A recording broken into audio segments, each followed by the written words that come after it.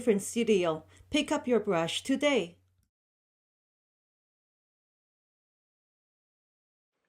Welcome to the InkDifferent Studio. This is Fiona. I would like to also welcome you to our Chinese calligraphy course, a captivating journey into one of the most ancient and respected forms of artistic expression. Chinese calligraphy is not just an art. It is profound cultural heritage, recognized globally for its artistic and historical value. This course will offer you an opportunity to delve into the elegance and depth of Chinese calligraphy, exploring its unique blend of written language and visual art. But this is not all. Chinese calligraphy is renowned for its therapeutic benefits, enhancing calmness, reducing stress, and improving mindfulness through the rhythmic motion in brush movements. These benefits make it not only a cultural exploration, but also a practice in mindfulness and personal tranquility. Our course will feature the classic Chinese text, the 1,000-character classic, 千字文. This text is not only a cornerstone for Chinese calligraphy training, but also a rich source of history and philosophy, making it perfect for both beginners and seasoned enthusiasts. The 千字文, translated as the 1,000-character classic, is a unique Chinese poem used as the premier for teaching Chinese characters to children. It is renowned for its ingenious composition, wherein none of its 1,000 characters are repeated. Composed by Zhou Xingsi during the Southern and Northern Dynasty around the 6th century, the text is not just a linguistic tool, but also a collection of moral and philosophical teachings. The 1,000-character classic has been used traditionally in Confucian teaching, providing a fundamental literacy resource that also encapsulates essential elements of Chinese culture and wisdom. Each line consists of 4 characters, with the lines grouped into sections for easier memorization. The content covers a wide range of topics, from the basics of the cosmos and the natural world to the principles of human conduct as the fundamental of statecraft. This text not only helps in learning Chinese characters, but also in appreciating the depth and breadth of Chinese literary tradition and cultural values. It has been an important educational text in China and other Eastern Asian countries, influenced by classical Chinese culture. Join us as we trace the strokes of history and artistry in our journey. Whether you're looking to broaden your artistic skills or immerse yourself in cultural heritage, this course promises to be both educational and enriching. Also, do not forget to follow this channel for our regular course updates. Today we're going to continue with the learning and writing of the 1,000-character classic. What are the new characters of today? Let's go find out. The character 帅, meaning to lead or example, first appeared in the oracle bone script of the Shang dynasty. From the oracle bone script form of 帅, the central part resembles 密, meaning thread or rope, symbolizing a cord or rope, while the 4 surrounding dots look like the ends of hemp fibers. The bronze script form is very similar to the oracle bone script form. In small seal script, the form became slightly more complex, with the top part remaining the same as in oracle bone script and bronze script, and the bottom part adding a cross, meaning 10. The regular script form evolved from the small seal script form. There are 2 main interpretations of its original meaning. One suggests it resembles a net for catching birds or fish, from which it extends to mean capture, and further to lead. The other interpretation is that it resembles a thick rope used to pull or guide objects, hence extending to mean to lead or to follow. From the meaning of leading, 帅 also developed the extended meaning of model or example. 宾, meaning guest or visitor, is an ideographic character. In oracle bone script, the character 宾 resembles a host welcoming a guest in their home. Inside the house, one person is kneeling while a guest faces them, and a foot is shown outside, indicating that the guest has come from outside. This depiction is highly pictorial but contains too many strokes, so it was also simplified to in. Guests usually do not come empty-handed, but brought gifts. So, in the bronze script of the Zhou dynasty, bei, representing valuable objects or gifts, was added, extending the meaning to include to give or gift. The character gui, meaning to return, appeared as early as Oracle bone script. The left part is zhui, and the right part is zhou, meaning broom. Originally, the meaning referred to a woman marrying, and it was customary for newly married women to visit their parents' home shortly after marriage. This led to the character being borrowed to mean to return. In fact, in Oracle bone script, fu, meaning woman, could be represented by zhou alone, symbolizing a broom.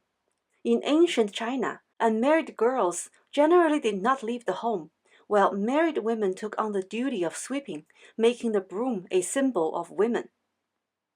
The left part, zhui, is thought to resemble a mound of earth, although this interpretation is still debated, and is generally regarded as a phonetic component, indicating the character's pronunciation. In Oracle bone script, gui did not include zhi, meaning foot. Zhi was added in the Western Zhou period, along with the step sign, which together formed chuo, the walking radical. The ancient form of zhi resembles toes or a foot, which represents a tool for walking. In Oracle bone script, wang, meaning king, and shi, meaning warrior or scholar, share the same origin but later diverged. In early bronze script, the form of shi was identical to that of wang in Oracle bone script. Later, in the late Oracle bone period, wang had an additional horizontal line added above shi, which was symbolized as a battle axe, indicating that the king was a superior warrior, a metaphor for an invincible leader on the battlefield. In summary, shuai, this character means to lead or to command. It suggests the act of guiding or setting an example. In this context, shuai implies the influence of authority of a ruler that others are willing to follow or respect. Bin, this word means guest, but it can also refer to foreign envoys, visiting dignitaries, or other leaders who came as guests to the ruler's court. In ancient China, neighboring tribes, states, or regions would often send envoys as a sign of respect or allegiance. Here, bin refers to those from outside of the core realm who recognize the ruler's authority. Gui, this means to return or to come back to. It implies allegiance or submission, suggesting that these guests willingly come under the ruler's protection and authority, aligning themselves with the central leadership. Wang, this character means king or ruler. In this context, it represents the central authority, the sovereign ruler who is respected and honored.率賓歸王conveys the idea that foreign leaders, dignitaries, or neighboring states come willingly to submit or align with the central authority, acknowledging the king's influence and guidance. This phrase highlights the ruler's moral authority and reputation, which are so respected that other entities choose to follow and pay homage to them. It aligns with the Confucian ideal of moral leadership, where a leader does not need to rely on force, but rather on virtue and wisdom to gain the respect and allegiance of others. This concept also speaks to the diplomatic success of a ruler whose benevolence and wisdom are so widely known that other leaders wish to be associated with them, strengthening the kingdom's influence and ensuring peace through allegiance rather than conquest. Now, let's explore how these characters are written in the three scripts.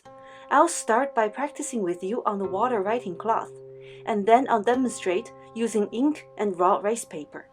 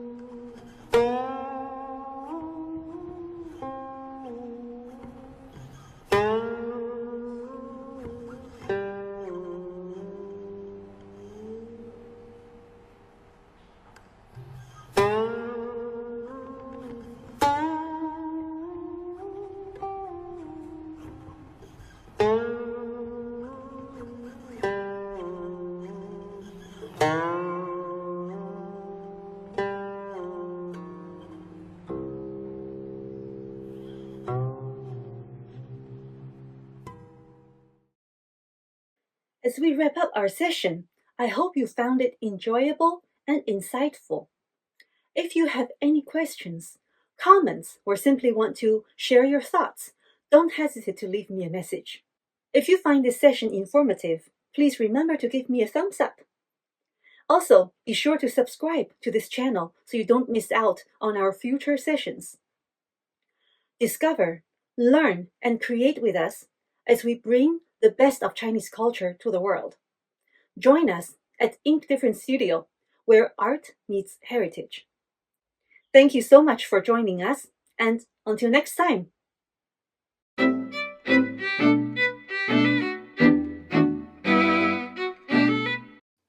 For more information, check us out at inkdifferentstudio.com.